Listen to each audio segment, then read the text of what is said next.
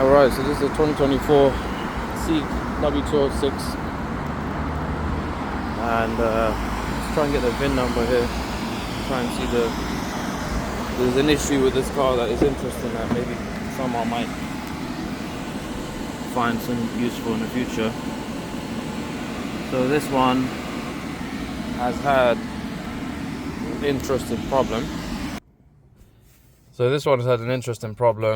It's had this main display, which actually controls so many things, including your heating, air conditioning. Parking sensors won't work if this doesn't work. Collision avoidance, all those high-tech sort of recent innovations for these cars, they wouldn't work. And I thought, this happened to me in the freezing cold, that it stopped working, and I ended up trying to research, is it a fuse, is it something? And I was like, well, how did the fuse just blow just generally driving, And it turns out that I switched the car off just for a few hours, maybe 6 hours, and it ended up working again. Now, that's not good enough for any owner. I'm renting this car. It's not my own car. This car's got about 19,000 miles on it. Good car for all, for the purpose, that it's built for. Very good economy, very good MPGs. I'll try and show that in a minute as well, to see what MPGs I've been getting. But this is not even a 1-year-old car, and it's got this problem. So this is not even a 1-year-old car. The mileage is there. It's about 19,000 right there. And to have that kind of a problem is crazy. And so I figured I'll just do this video just to explain that it will come back. So if you're on YouTube checking why is your W206 C-Class main display, or even maybe other, the E-Class, maybe 214 or 213, perhaps it's not working, it will come back, in a few hours. I think it either gets a reset. I would suspect if you disconnected the main battery, it would reset.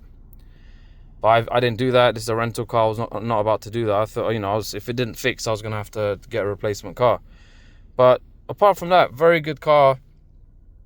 Very nice. It's got, this one's got like some, I don't know, in the past they used to call this the Zigno when the Mercedes would come with this, but I don't think this is real leather. I think it's MB Tex or something, so it's more durable.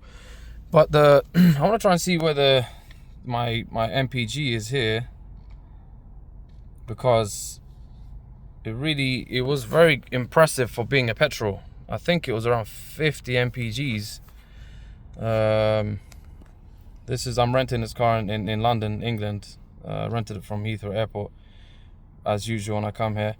But let's try and see if does it pop up here maybe? No, not that one. I had it here before.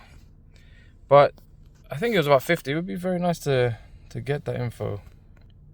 Well, this is it's actually close to 40 miles a gallon, and obviously the UK gallon, not the US gallon.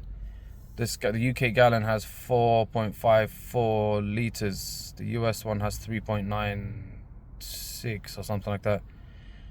So obviously the UK, fuel is higher for the gallon. So you're actually putting more fuel in. So it's not equivalent exactly to the United States or Canada. But yeah, this one is. I didn't do 10,000 on the left there, but it's overall averaging that. I think on a journey it did get up to 50 miles a gallon, but I had reset it accidentally, actually, because I'm sitting there trying to figure out these controls. Not today, but I reset it before, and I'm pretty sure it's close to 50 because I was on a motorway run, on a freeway drive, and I think I was only I was probably cruise control at about 68 miles an hour, 65 to 70 miles an hour, 68 in between maybe. So very, very impressive. Very, very impressive with the MPGs being this petrol. But one thing I would say about this car really is something is pretty disappointing, is that this car is so sluggish, when you're at a stop and you just come to a stop and you accelerate again, it jerks forward. I think the turbo is kicking in because it's a very small engine. As far as I know, this is a It's not even a 2-liter engine, because a C200 I think is 1.5 turbo, which is crazy. I mean, it's very good in terms of, you know, getting high MPGs, but I think that jerkiness is that turbo, you know, kicking in very early at low RPMs. So not quite a Mercedes feel. You know, I'm a guy who's you know, been around Mercedes his whole life, and, you know, back in 80s, 90s, all that, and you know, higher quality cars. But this is not, you know, I mean, it's, you know, even the more modern 2000s and all those stuff, in the AMG types and all that, you know, it's much better than this, much better quality than these ones. But not saying that, you know, the anything wrong with the C63s. I'm sure they're good, but this small engine one is a little bit disappointing if you're going to try and, you know, think it's a Mercedes. To be honest with you, it does feel the same as a Kia or a Hyundai, or and obviously it does feel very similar as well to the other premium brands, like, you know, Audis and BMWs. They feel very similar. It drives very well though, very well. But anyway, it's not really a review of the car. It was just about this whole display thing, and you know, just to let people know that, yeah, you know, your climate control, all that stuff, you have to switch the car off. But of course that's not helpful when you're traveling or you're in the middle of some freezing weather, which we have been in. This is 3.5 degrees Celsius right now. That is, you know, very, very cold. The day it happened to me, I think it was 0 or -1. So I was driving in freezing weather. Luckily I didn't have to drive too far. It was about less than an hour, and I had the windows down so it doesn't fog up and stuff. But yeah, pretty bad. Hopefully the video helps. Thank you.